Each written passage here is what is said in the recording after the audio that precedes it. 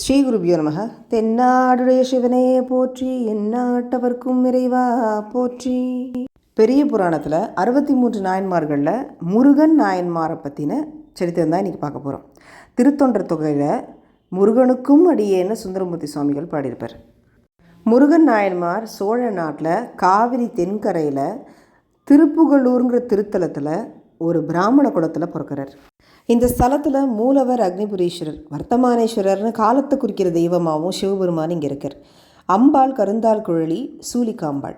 இந்த ஸ்தலம் எங்கே இருக்குது அப்படின்னா, கரெக்டாக நாகப்பட்டினம் மாவட்டத்தில் நன்னிலத்திலிருந்து 10 கிலோமீட்டர் தூரத்தில் இந்த ஸ்தலம் இருக்குது. அப்பர், சுந்தரர், திருஞான சம்பந்தர் இவா 3 பேராலையும் பாடல் பெற்ற ஸ்தலம் இது. அப்பர் முக்தி அடைஞ்ச ஸ்தலம் இது. அப்பர் 81 வயசில் இருக்கும்பொழுது இங்கே வந்து முக்தி அடைஞ்சதுனால இங்கே அவருக்கு தனி சன்னதி இருக்குது.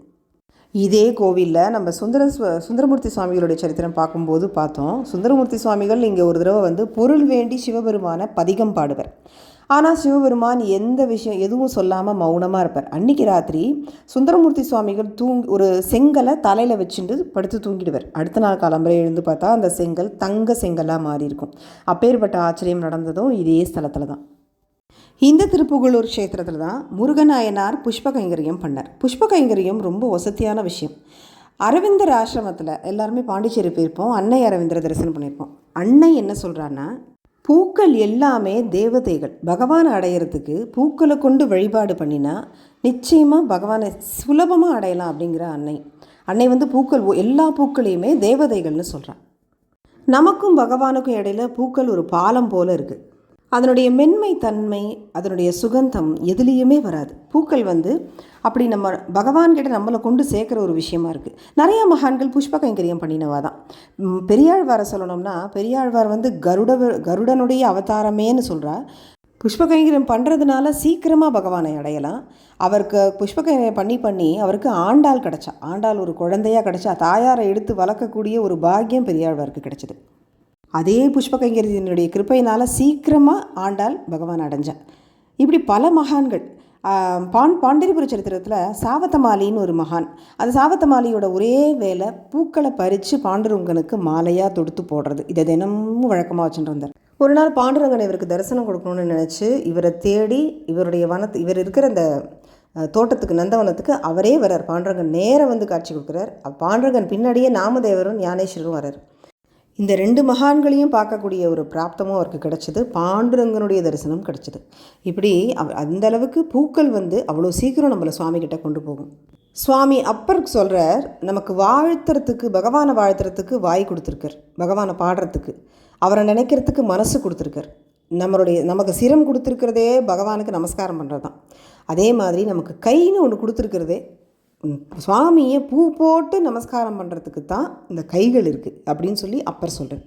புஷ்பங்களை கொண்டு நம்ம சுவாமியை அர்ச்சனை பண்ணும்போது நம்ம கேட்ட வரம் கிடைக்கிறது. மொட்டுக்களை ஒரு காலம் பறிக்கக்கூடாது. இது எல்லாமே அப்பர் சுவாமிகள் பாடியிருக்கார்.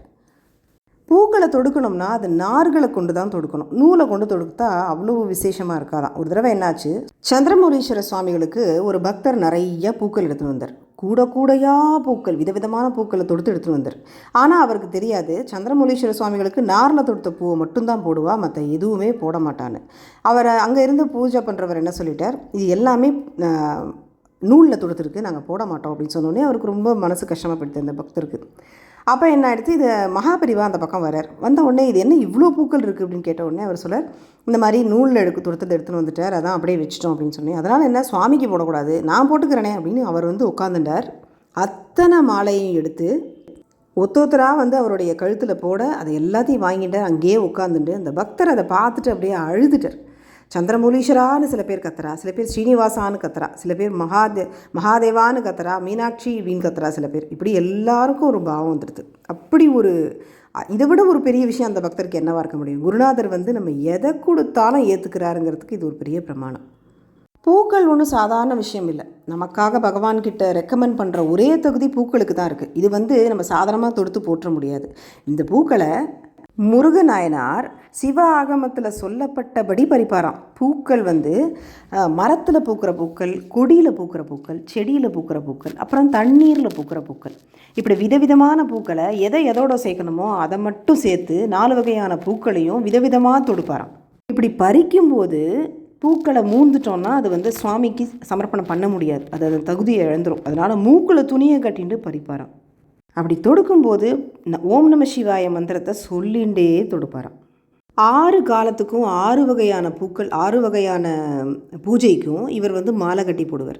என்னமோ தெரியல, வர்த்தமானேஸ்வரர் சன்னதி தான் இவரை பெருமளவு ஈர்த்தது. அந்த சுவாமிகிட்ட தான் அதிக நேரம் இருப்பார், அவருக்கு தான் அதிகமாக பூ தொடுத்து போடுவார். இவர் வந்து சிவனடியார்களுக்கு நிறைய செய்வார். அதில் முக்கியமாக சிவனடியார்கள் வந்தால் தங்குறதுக்கு மடம் ஒன்று கட்டினார். அங்கே மடம் கட்டி அங்கே சேவை செஞ்சுட்டு இருந்தார், பரவாயில்லைக்கெல்லாம் சாப்பாடு போட்டு. புஷ்ப கைங்கரியம் பண்ணுறதுங்கிறது ரொம்ப சுலபமான ஒரு வழி தான் ஈஸ்வரன் அடையிறதுக்கு. இது எப்பேற்பட்ட விஷயத்தை முருகநாயனாருக்கு கொடுத்தது தெரியுமா? சத்சங்கத்தை கொடுத்தது. இவரோட வாழ்க்கையை புரட்டி போட்ட ஒரு விஷயம். ஞான சம்பந்தருடைய சம்பந்தம் இவருக்கு ஏற்பட்டது. எப்படி அப்படின்னா, திருச்செங்காட்டாங்குடியிலேருந்து ஞான சம்பந்த சுவாமிகள் இவருடைய ஊருக்கு வந்தார். இது கேள்விப்பட்டு எதிர்கொண்டு அழைச்சார் நம்ம திருமுருக நாயனார். ஞானசம்பந்த சுவாமிகள் வந்திருக்காரு அப்படின்னோடனே ஊர் ஜனங்கள் எல்லாருக்கும் அவ்வளோ சந்தோஷம். ஏன்னா ஞான பால் குடித்தவர், சுவாமியே இவருக்கு முத்துப்பந்தல் கொடுத்தார். இப்படி பல பெருமைக்கு உரியவர் ஞானசம்பந்த சுவாமிகள். இவருக்கு பாட்டு தானே வரும், எங்கேயோ கற்றுண்டு தெரிஞ்சுண்டு பாடுறவர் இல்லை, அப்படியே பதிகங்கள் தானாக இவர் வாயிலேருந்து வரும். அப்பேற்பட்ட சுவாமிகள் இவர் வந்து சின்ன குழந்தை, சின்ன வயசு தான். ஆனால் வந்து இவரை வந்து எல்லாரும் வந்து நமஸ்காரம் பண்ணுவார். இவரும் ஓடி வந்து எதிர்கொண்டு அழைச்சி நமஸ்காரம் பண்ணி தன்னுடைய திருமடத்துக்கு அழைச்சின்னு போனார். அங்கே தங்க வச்சார். எப்படி கொஞ்ச நேரம்லால சில நாட்கள் அங்கேயே தங்கி இருந்தார் ஞானசம்பந்தர். இந்த சமயத்தை நன்னா பயன்படுத்தினார் நம்மளுடைய முருகநாயனார். இவர் வந்து அக்னிபுரீஸ்வரருக்கும் வர்த்தமானேஸ்வரருக்கும் எப்போதும் பூஜை பண்ணும்பொழுது எப்படியெல்லாம் பூ தொடுத்து போடுறாருங்கிறத தினமும் ஞானசம்பந்தர் கவனிச்சுன்னு தான் இருந்தார். வர்த்தமானேஸ்வரர்னால் இந்த க்ஷணம், இந்த ப்ரெசன்ட் டைமில் உடனே நமக்கு அனுகிரகம் பண்ணுறவர்னு அர்த்தம் வர்த்தமானேஸ்வரர்னா. இந்த வர்த்தமானேஸ்வரர் இவர் விஷயத்தில் பூக்கைங்கரியம் இவர் பண்ண இந்த நிமிஷத்தில் யார் நமக்கு கண்ணுக்கு எதிர்க்க இருக்கக்கூடிய ஈஸ்வரன் யாருன்னா மகான்கள் தான். அந்த மகான்கள் அத்தனை பேரையும் முருகநாயனாருக்கு காமிச்சு கொடுத்து அவரோட சேர்த்து வைக்கிற ஒரு பெரிய ஒரு அனுகிரகத்தை புஷ்பகைங்கரியத்தினால கொடுத்தார் அவருக்கு. முருகநாயனார் காலங்கார்த்தாலேயே எழுந்து குளிச்சுட்டு தன் கை கால்கள்லாம் சுத்தம் பண்ணிட்டு தான் மடத்துக்குள்ளேயே வருவாராம். பூ தொடுக்கிற இடத்துல வாயில் துணியை கட்டிட்டு மொட்டுகளை பறிக்காமல் அழகாக பூக்களை பறித்து தனித்தனியாக கூடையில் வச்சுட்டு அந்த கூடையை வந்து தள்ளி வச்சுப்பாராம். ஒரு கயிறு மாதிரி மேலே கட்டி இடுப்புக்கு கீழே பிரசாதத்தை நம்ம எடுத்துன்னு போக மாட்டோம் இல்லையா? ஒரு சுவாமிக்கு பிரசாதம் பண்ணுறோம்னா அது இடுப்புக்கு கீழே இறக்கக்கூடாது, மேலே தான் இருக்கணும். அந்த மாதிரி பூக்களை மேலே வச்சுட்டு ஒன்று மேலே ஒன்று வச்சு அப்படி எடுத்துன்னு வருவார். அவர் பறித்து எடுத்துன்னு வர அழகும் அவர் தொடுக்கிற அழகும் அவ்வளோ பார்க்குறதுக்கே பக்திமயமாக இருக்கணும். இது எல்லாத்தையும் ஞானசம்பந்த சுவாமிகள் கவனிச்சுட்டே இருக்கார். இது இப்படி இருக்கும்போது திருவாரூர்லேருந்து அப்பர் சுவாமிகள் இங்கே இவரை தேடி வரார். அப்பர் சுவாமிகளும் எப்பேற்பட்ட மகான்கிறது எல்லாருக்கும் தெரிஞ்சது தான். எம் கடன் பணி செய்து கிடைப்பதே அப்படின்னு இவர் சொன்னவர் தான் இவர். இந்த ஜென்மாவில் நீ பூவை எடுத்து ஒரு புஷ்பத்தை எடுத்து சுவாமிக்கு நீ போடலன்னா இந்த ஜென்மாவே வீண் அப்படின்னு சொல்கிறார். அவருடைய சத்சங்கமும் இவருக்கு கிடச்சது. தினமும் புது புது தேவாரம் எந்தெந்த ஊரில் எந்தெந்த கோவிலில் பதிகங்கள் என்னென்ன புதுசாக பாடியிருக்கான்னு கேட்டு தெரிஞ்சுக்கிறா. 3 பேர் சேர்ந்து பேசிக்கிறா. இந்த பரமானந்தமான ஒரு கைங்கரியம் முருகநாயனாருக்கு கிடச்சிருக்கு. தன்னுடைய பதிகத்தில் ஞானசம்பந்த சுவாமிகள் முருகநாயனாரை பற்றி பதிகத்திலேயே எழுதிட்டார். அப்பேற்பட்ட இவரோட கைங்கரியத்தை அவ்வளவு கொண்டாடுறார் அவர். சிவபெருமான் இவருடைய கைங்கரியத்தை ஏற்றுட்டார் அப்படிங்கிறதுக்கு ஒரு பிரமாணம் சொல்லணும்னா இவருக்கு சத்சங்கம் கிடச்சது தான். ஞானசம்பந்தர் சொல்கிறார், இனி நீங்கள் என்னுடைய நண்பன்னு சொல்லிட்டார். ஏன்னா ஞானசம்பந்தர்கிட்ட அப்பர் சுவாமிகளே பயபக்தியோட கை கட்டி கைகளை குபிச்சுட்டு வாயை பொத்தின்ட்டு பேசுவாராம். அப்பேற்பட்டவர் முருகநாயனார் வந்து என்னுடைய நண்பன்னு சொல்கிறாருன்னா அது எப்பேற்பட்ட பாக்கியம் அவருக்கு. இந்த விஷயமெல்லாம் கேள்விப்பட்டு சிறுதொண்ட நாயனார் திருச்செங்காட்டாங்குடியிலேருந்து அங்கே வந்துட்டார். இதுக்கப்புறம் திருநீலக்க நாயனாரும் அங்கே வந்துட்டார். 5 நாயன்மார்களும் சேர்ந்து சிவானந்த லஹரியில் இருந்தார். இப்படி கொஞ்ச நாள் ஆகிறது. ஞானசம்பந்த சுவாமிகளுக்கு கல்யாணம் ஏற்பாடாகிறதுன்னு கேள்விப்படுறாரு.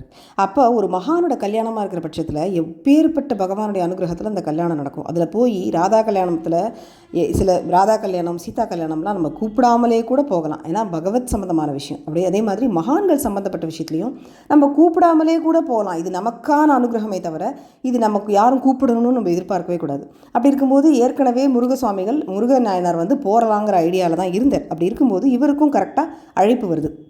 அப்போல்லாம் வாய்மொழியாக அழைப்பு வரும், இல்லைனா கைப்பட எழுதி அனுப்புவா. அது மாதிரி இவருக்கும் கைப்பட எழுதி அனுப்புகிறா. இவர் வந்து கல்யாணத்துக்கு போகலான்னு கிளம்பியிருக்கார். ஆனால் இதுக்கிடையில் ஞானசம்பந்த சுவாமிகள் கல்யாணம் பண்ணிக்க மாட்டேன்னு மறுக்கிறார். அது அவருடைய சரித்திரம் வரும்போது பார்க்கலாம். ஆனால் அவருடைய அப்பாவினுடைய கட்டாயத்தில், அவருக்கு இப்போ 16 வயசு தான், அப்பாவினுடைய கட்டாயத்தினால அந்த கல்யாணம் நடக்கிறது, நிர்பந்தத்தினால. திருநீலக நாயனார் தான் இந்த கல்யாணத்துக்கு வாத்தியார். எல்லா கிரியைகளும் பிரமாதமும் பண்ணி வைக்கிறார். அவ்வளோ ஜனங்கள், அவ்வளோ சிவனடியார்கள் அத்தனை பேரும் சேர்ந்து இருக்க அமோகமாக நடக்கிறது இந்த கல்யாணம். அக்னியை சுற்றி வளம் வந்தார். எல்லாமே இது வரைக்கும் வாத்தியார் சொன்னபடி தான் செஞ்சுட்டு இருந்தார் ஞானசம்பந்தர். ஆனால் திடீர்னு மனைவியோட கையை பிடிச்சிட்டு தெருவில் இறங்கி நடக்க ஆரம்பிச்சிடறார். இவர் எங்கே போகிறாருன்னு யாருக்கும் எதுவும் கேட்க முடியல. இவர் பாட்டுக்கு போயிட்டே இருக்கார். இவர் பின்னாடியே எல்லாரும் போயிட்டு இருக்காரு. என்னாச்சு இவருக்கு அப்படின்னு. இவர் உடனே நேராக கோவிலுக்குள்ளே போயிட்டார். பரமசிவன் முன்னாடி நின்றுண்டு, அம்மி மிதித்து அருந்ததி பார்த்து பண்ணக்கூடிய இந்த கல்லூர் திருமணம் எனக்கு வேண்டாம், எனக்கு நல்லூர் திருமணத்தை கொடு அப்படின்னு கேட்ட உடனே ஒரு பெரிய ஜோதி ஒன்று கிளம்பிது. அப்படியே அந்த ஜோதி கிளம்பின உடனே, அந்த ஜோதி திறந்த உடனே இவர் முன்னுக்குள்ளே போயிட்டா எல்லாரும் உள்ளுக்குள்ளே வர முடியுமோ என்னமோ தெரியலன்னு முதல்ல எல்லா ஜனங்களையும், கைலாசத்துக்கு போகிற ஜோதி அது, எல்லா ஜனங்களையும் அந்த ஜோதிக்குள்ளே அனுப்புகிறார். கைலாசம் போகிற அத்தனை பேர் இதில் வாங்க. எப்பேற்பட்ட ஒரு மகானுடைய ஹிருதயம் எப்பேற்பட்டதுன்னு இந்த ஒரு விஷயத்தில் தெரிஞ்சுக்கலாம். கைலாசத்துக்கு போகிறதுக்கு அத்தனை ஜனங்களையும் முன்னாடி அனுப்பிச்சிட்டு, அதுக்கப்புறமா இவர் தன் மனைவி கையை பிடிச்சிட்டு அந்த ஜோதிக்குள்ளே போன உடனே அந்த ஜோதி மூடிடுது. இந்த ஜோதிக்குள்ளே எத்தனை பேர் போனாலும் அதில் ஒருத்தர் தான் நம்மளுடைய முருகநாயனார். முருகநாயனாருக்கும் இப்பேற்பட்ட ஒரு பாக்கியம் கிடச்சிது. சிவபதத்தை அடையக்கூடிய இந்த பாக்கியம் அவருக்கும் கிடச்சதுக்கு காரணம் அவர் பண்ண புஷ்ப கைங்கரியம், அவருக்கு கிடைச்ச சத்சங்கம், அவருக்கு கிடைச்ச குருநாதர், அவருக்கு கிடைச்ச மகான்களுடைய சம்பந்தம் அவருக்கு இப்பேற்பட்ட பதவியை கொடுத்தது. இந்த சமயத்தில் பாடப்பட்ட பதிகம்தான் காதலாகி கண்ணீர் மல்கி அந்த பாடல். இந்த சரித்திரம்னு பார்த்தா சிம்பிளாக சொல்லிடலாம், புஷ்ப கைங்கரியம் பண்ணினார், சிவன் அடைஞ்சார் அப்படின்னு. ஆனால் அந்த கைங்கரியத்துக்குள்ளே எப்பேற்பட்ட விஷயம் இருக்குங்கிறது நம்ம புரிஞ்சுட்டு அந்த உணர்வு நமக்கு வரணுங்கிறதுக்காக தான் இந்த மகான்களோட சரித்திரம்லாம் கேட்குறோம். இதே மாதிரி நிறைய சரித்திரங்கள் நீங்கள் தொடர்ந்து கேட்கணும்னு நினச்சா இந்த சேனலை சப்ஸ்கிரைப் பண்ணி வச்சுக்கோங்க. சர்வம் ஸ்ரீகிருஷ்ணார்ப்பணம். அன்றைக்கி நமஸ்காரங்களுடன் ஸ்ரீமதி ராம்குமார். நன்றி.